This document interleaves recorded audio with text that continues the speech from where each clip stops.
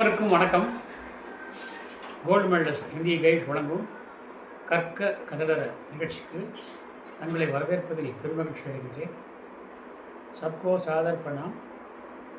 Gold medals Hindi guide प्रस्तुति कर्क कसरत कार्यक्रम पर आप सबका हार्दिक स्वागत है. हिंदी साहित्य सदन इस मंच पर हम कविगुणों की रचनाओं के बारे में समालोचना कर रहे हैं. इस सिलसिले में अब कबीरदास के कुछ दोहों के बारे में व्याख्या चालू है. आशा है कि आप बराबर देखते रहेंगे और इस चैनल पर सब्सक्राइब करके अपना प्रोत्साहन हमें देते रहेंगे, यही आशा है. நீங்கள் ஒவ்வொரு நாளும் இந்த காணொலியை பார்க்கின்ற பொழுது இதை கமெண்ட் செய்து சப்ஸ்கிரைப் செய்து கொண்டு பார்க்கணும்னு கேட்கின்றேன். தொடர்ந்து எங்களுக்கு ஆதரவளிக்க வருகிறேன். இன்றைய தலைப்பு கபீர் கி दोहे.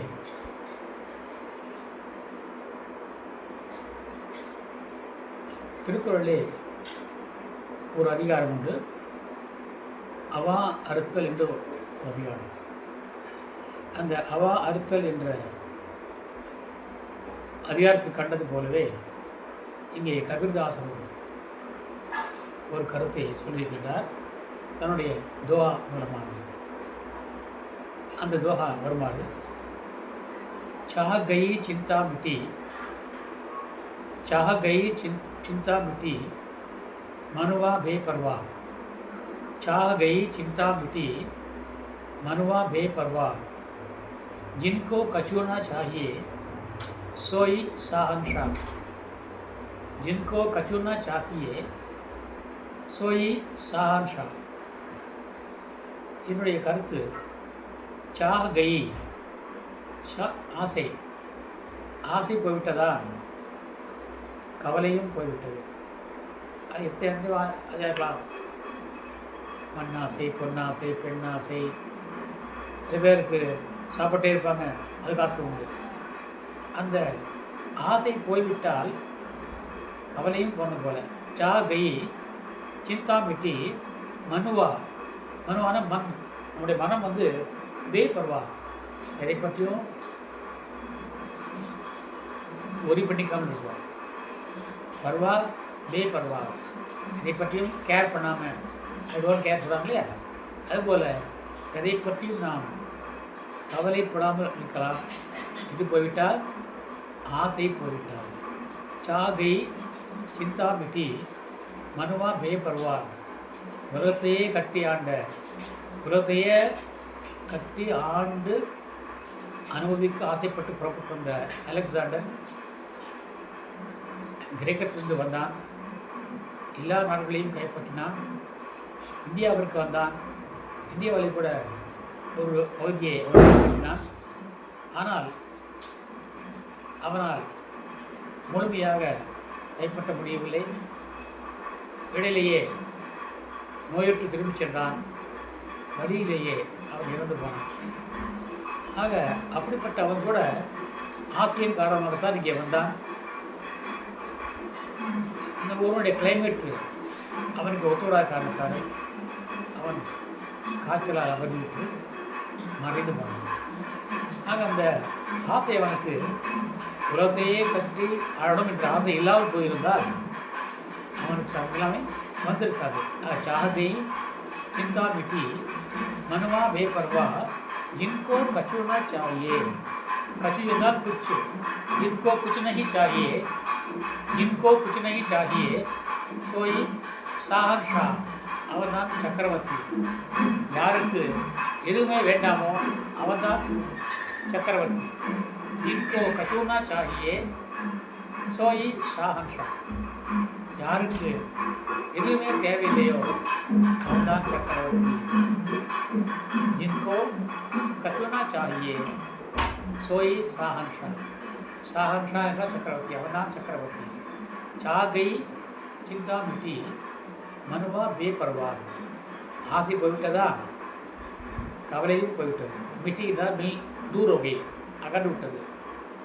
மறைந்துவிட்டது. மனமா பேப்பர்வா, மனம் இதை பற்றியும் கவலைப்படாமல் இருக்கணும். ஜின்கோ கச்சுன்னா சாகியே, யாருக்கு இதுவும் வேண்டாமோ, சோயி அவன்தான், வகி சாஹன்ஷா, அவன்தான் சக்கரவர்த்தி. தமிழிலே சொல்லடை உண்டு, ஆசை அருமின், ஆசை அருமின்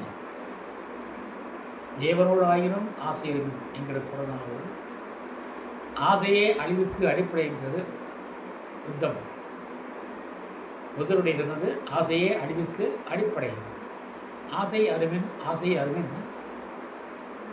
தேவரோடு ஆயினும் ஆசை அருமின்கிறது புறநானூறு. தேவனுடையவர் கூட அதுக்கு ஒரு அளவு இருக்கணும் ஆசை. ஆக ஆசையை நாம் எவ்வளவு குறைக்கிறோமோ அவ்வளவுக்குள்ளவு நமக்கு துன்பங்கள் குறையும் என்கிறார் கபீர்தாசன். சாகை சிந்தாமிட்டி மனுவா பேபர்வா, இன்கோ கச்சுனா சாகியே சோயி சாஹன்ஷா. நம்முடைய கவியரசர் சொல்கிறார், ஆசை கோபம் களவு கொள்பவன், ஆசை கோபம் களவு கொள்பவன் பேசத் தெரிந்த மிருகம். ஆசை கோபம் களவு கொள்பவன் பேசத் தெரிந்த மிருகம், உண்மை அன்பு கருணை கொண்டவன் மனித வடிவில் தெய்வம். ஆசையை முதல் சொல்றாரு. ஆசை கோபம் களவு கொள்பவன் பேசத் தெரிந்த மிருகம், உண்மை அன்பு கருணை கொண்டவன் மனித வடிவில் தெய்வம்.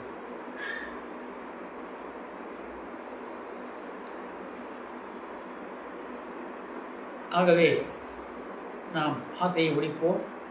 ஆசையை ஒழித்து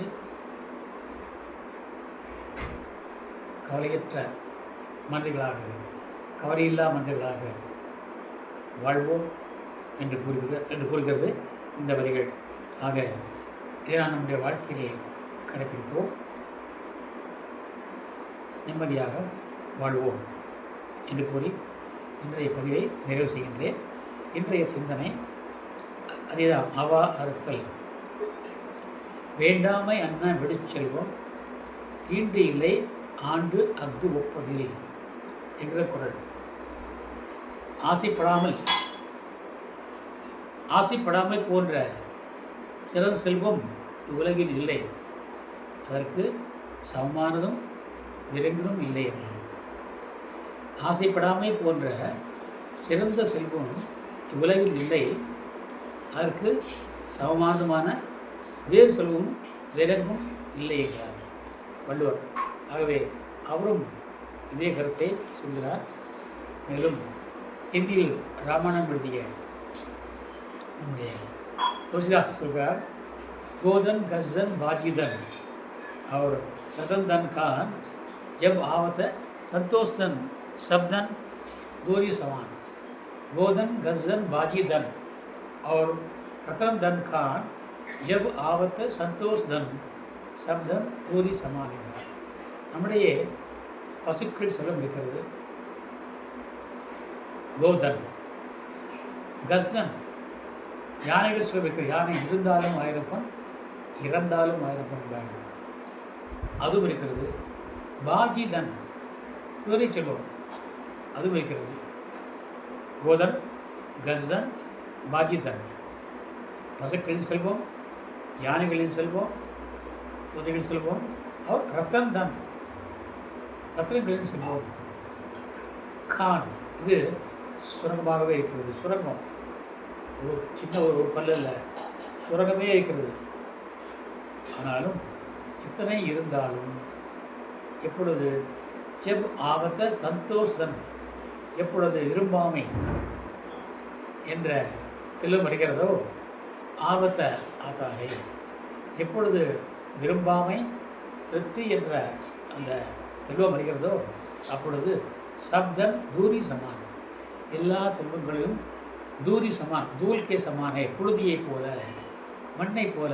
காலிலே மண் பட்டு விட்டால் ஒன்று கழுவுவோம், இல்லாவிட்டால் துடைப்போம். நாம் அப்படி விட்டு வர மாட்டோம், அப்படியே நடமாடவும் மாட்டோம். என்ன செய்வோம்? காலை கழுவி கொள்வோம் அல்லது துடைப்போம், மேட்டில் குறைத்து கொள்வோம். அதுபோல் புழுதியை போல தான். எப்போ எப்பொழுது அவா இல்லை என்ற செல்வம் நமக்கு வருகிறதோ அப்பொழுது இவையெல்லாம் நமக்கு புழுதியைப் போல, மண்ணை போல, அழுக்கை போல.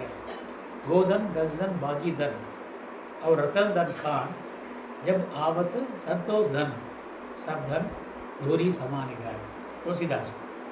இங்கே நாம் ஒரு கதையை சொல்ல விளைகின்றேன். பட்டினத்தார் என்ற மாபெரும் ஞானி இந்தியா தமிழ்நாட்டில் இருந்தார். அது நிறைய பேர் அறிந்திருப்பார்கள், சிலர் அறியாமல் இருப்பார்கள். மிகப்பெரிய சித்தர் அவர். அவர் மிகப்பெரிய பணக்காரர், கடந்து வாழும் செய்தவர். கடல் கடந்து கப்பல் வியாபாரம் செய்த, கப்பலில் சென்று வெளிநாடுகளை சென்று அங்கிருந்து வைரமும் மணிகளும் பொன்னும் மணியும் கொண்டு வந்து இங்கே விற்பனை செய்பவர், இங்கிருந்து கொண்டு போய் அங்கே விற்பனை செய்பவர். இப்படி மிகப்பெரிய வணிகர் அவர், மிகப்பெரிய கோடீஸ்வரர். அவருக்கு ஒரு மகன். அவருக்கு அளவற்ற ஆசை, நிறைய சேர்க்கணும் என்ற ஆசை. அந்த ஆசையை அதிகமாக அவர் ரொம்ப ஆசைப்படுறாங்க. அந்த ஆசையை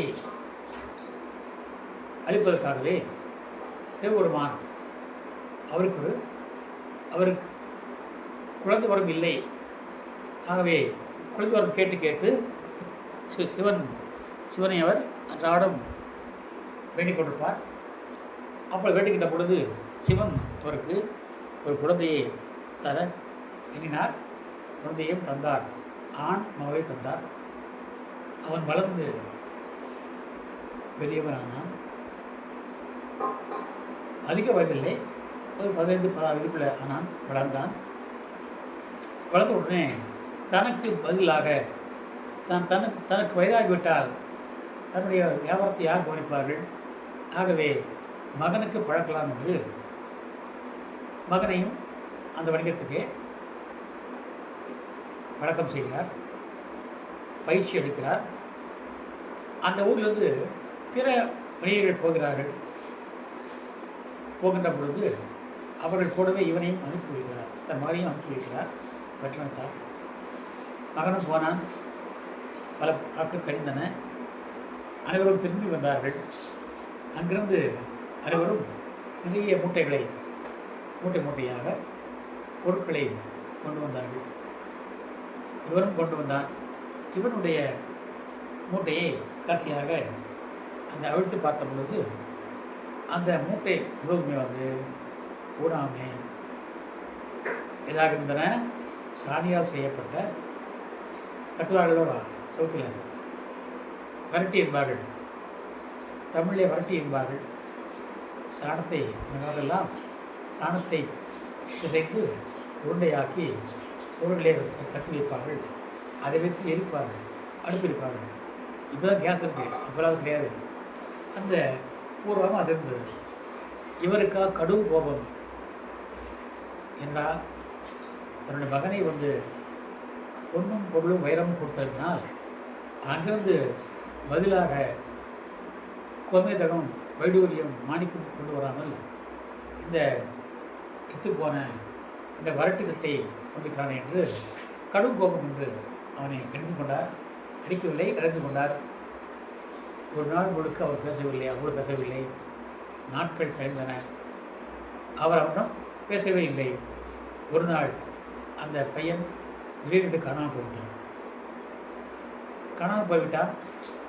தேடினார், அவனுடைய அறையிலே போய் தேடினார். ஆனால் அங்கே ஒரு ஓலைச்சுவடி மட்டும் இருந்தது. அதில் இருந்தது, நீங்கள் என்னை தேட வேண்டாம், ஏனென்றால் காதறந்த ஊசியும் வாராது கான் கடைவழிக்கே என்று அதில் எழுதப்பட்டிருந்தது. காதறந்த ஊசியும் வாராது கான் கடைவழிக்கே. கடைவழிக்கே என்றால் நாம் போகும் பொழுது கவியரசர் பாடுவார், வீடு வரை உறவு, வீதி வரை மனைவி, காடு வரை பிள்ளை, கடைசி வரை யாரோ. அந்த கடைசி வரைக்கும் யாருன்னு தெரியாது, யாரோ கிடையாது, தெரியாது நமக்கு. ஆனால் இந்த ஊசி கூட காதிலிருந்து ஊசியும் வராதம்மா, இது வராது என்றால். காது என்றால் ஊசியில் ஒரு துவாரம் இருக்கும், அதுதான் காது என்பார்கள். அந்த ஊர் துவாரத்துக்குள்ளே மூளை விட்டு தான் நாம் தேய்க்க முடியும். அந்த காது அறுந்திருந்தால் மூளைக்கே நிற்காது. அதாவது வெயிட். அந்த வீணான ஊசி கூட நாம் போகும்பொழுது நம்ம கூட வராது. எப்படி கதேசம் பாடினாரோ, கடைசி வரை யாரோ, வீடு வரை உறவு, வீதி வரை மனைவி, காடு வரை பிள்ளை, கடைசி வரை யாரோடு பாடினாரோ, அதுபோல் இந்த காதிருந்த ஊசி கூட நீ போகின்ற பொழுது உனக்கு வராதப்பா என்று எழுதி விட்டு அவன் மறைந்து விட்டார். என்றால் அவன் தெய்வ குழந்தை, தெய்வமே அவருக்கு இந்த ஒரு ஞானத்தை கொடுப்பதற்காகவே அவரை அனுப்பியது. அதை கேட்ட உடனே அவருக்கு அப்படியே அதிர்ச்சி அடைந்தார், உண்மையை உணர்ந்தார். அப்பொழுதே தன் அனைத்தையும் துறந்துவிட்டு துறவியாகிவிட்டார். இடுப்பிலே மட்டும் ஒரு வேட்டியை கட்டி கொண்டார். மேலே ஆடையும் ஒன்றும் கிடையாது. எல்லா நகைகளையும் எல்லாம் காட்டி போட்டுவிட்டு அப்பொழுதே துறவியாகி ஊருக்கு வெளியே உள்ள ஒரு வாழ்ந்த மண்டபத்திலே போய் அமர்ந்து கொண்டார். அங்கேயே அமர்ந்து தியானம் பண்ணி இருப்பார். யாராவது அவருக்கு உணவு கொடுத்தால் சாப்பிடுவார், இல்லாவிட்டால் பட்டினம் இருப்பார். அப்படி இருக்கின்ற பொழுது இந்த செய்தியை அறிந்தான் அந்த மன்னன் பேர் பத்ரகிரி என்று பெயர். அந்த மன்னன் இங்கே வந்தான், தன்னுடைய படையோடு வந்தான். வந்தவரை பார்த்தான். அவர் மண்டபத்தில் தனியாக காட்டில் அமர்ந்திருந்தார். இவர் நின்று கொண்டிருந்தார், அவர் அமர்ந்து கொண்டிருந்தார். பேசிக் கொண்டார்கள். சரி, விடைபெற்று வரும்பொழுது மன்னர் சொன்னார், பட்டணத்தாரே, அவ்வளோ சிறப்பு இருக்கிறது, எல்லாவற்றையும் விட்டுவிட்டு இங்கே வந்துட்டீர்களே, உங்களுக்கு என்ன கிடைத்தது? இப்படி எல்லா பற்றையும் திறந்ததாலே, அவன் அடுத்த காரணத்தாலே தாங்கள் அடுத்தது என்ன என்று கேட்டபொழுது உடனே அவர் மெதுவாக சொன்னார், பட்டணத்தார், ஐயா, நீங்களோ மாமன்னர் சக்கரவர்த்தி, நானோ ஒன்றுமில்லாத பரம ஏழை பிச்சைக்காரன். என்னிடம் எதுவுமே இல்லை. இடுப்பிலே கட்டிய வேட்டியை தவிர ஒன்றுமே இல்லை. நான் உட்கார்ந்திருக்கிறேன், நீங்கள் நின்றிருக்கிறீர்கள். நான் உட்கார்ந்து பேசிக்கொண்டிருக்கிறேன், நீங்கள் மன்னராக இருந்த நீங்கள் நின்று கொண்டே பேசுகிறீர்களவா? இதுதான் கிடைத்தது. அதை கேட்டவுடனே இவருக்கு பயங்கர ஷாக் அடுத்தது. இவருக்கும் ஞானோதயம் பிறந்தது. அவரும் அன்றே துறவு கொண்டார். அன்றே அர்த்தப்பை பிறந்து பட்டணத்தாருடைய சீடராக மாறினார். கடைசி வரைக்கும் கூடவே இருந்தார். அதுதான் அவருடைய வரலாறு தொடர்கிறது. பத்ரகிரியார் இவரை விட ஒரு படி மேலே போய் அவருடைய வாழ்க்கையை அந்த சேவைக்காகவே, இறைவன் சேவைக்காக அர்ப்பணித்தார். அவருடைய சீடராக ஆனார். பிறகு அவருக்கும் முக்தி வந்தது. பட்டத்தாருக்கு முன்பாகவே அவருக்கு முக்தி கிடைத்தது. அந்த கதையை சொன்னால் நீண்டு கொண்டே போகும். ஆகவே இங்கே நான் சொல்வது என்னவென்றால், மன்னன் கூட நின்று கொண்டு பேசுகிறார், சாதாரண துறவி அமர்ந்து பேசுகிறார். அந்த பெருமையானது எப்போ கிடைத்தது அவருக்கு? தான் அனைத்தையும் ஆசையை துறந்த பிறகு அவர் கிடைத்தது. ஆகவே இந்த கதையை நான் இந்த அவா அடுத்தல் என்ற குரலுக்கு பொருத்தமாக கூற எண்ணினேன். அது சரியென்று கருதுகிறேன். ஆகவே இந்த கருத்தை நாம் ஏற்றுக்கொண்டு நம்முடைய வாழ்விலே முடிந்தவரை பேராசை இல்லாமல் வாழ வேண்டும் என்று உறுதியெடுப்போம் என்று கூறி இன்றைய பணியை நிறைவு செய்கின்றேன். जहाँ तक हो सके हम अपना जीवन बिना लालच के हम जिए। व्यास ने कहा है, सूखा सूखा खाए के ठंडा पानी पीव, देखी बिराने चू पड़ी मत ललचावे जीव। அடுத்தவருடைய நேருட்டியை பார்த்து நாம் ஆசைப்படக்கூடாது. ஆக அப்படிப்பட்ட ஆசையில்லாத வாழ்க்கையை, அமர வாழ்க்கையை நாம் வாழ்வோம் என்று சொல்லி இன்றைய பதிவை நிறைவு செய்கின்றேன். कल एक नए शिक्षक के साथ आपसे मिलने वाला हूँ. तब तक के लिए आपसे विदा लेने वाला हूँ. आपका सेवक आर सुंदरराजन, திருப்பூர், தமிழ்நாடு. நாளை இது போன்ற ஒரு புதிய தலைப்பால் உங்களை சந்திக்க விடைகிறேன். அதுவரைக்கும் வணக்கம், நன்றியும் கூறி விடைபெறுவது தங்களின் அன்பன் ஆர் சுந்தரராஜன், திருப்பூர், तमिलनाडु। धन्यवाद नंदली, धन्यवाद नंदली। जय हिंद।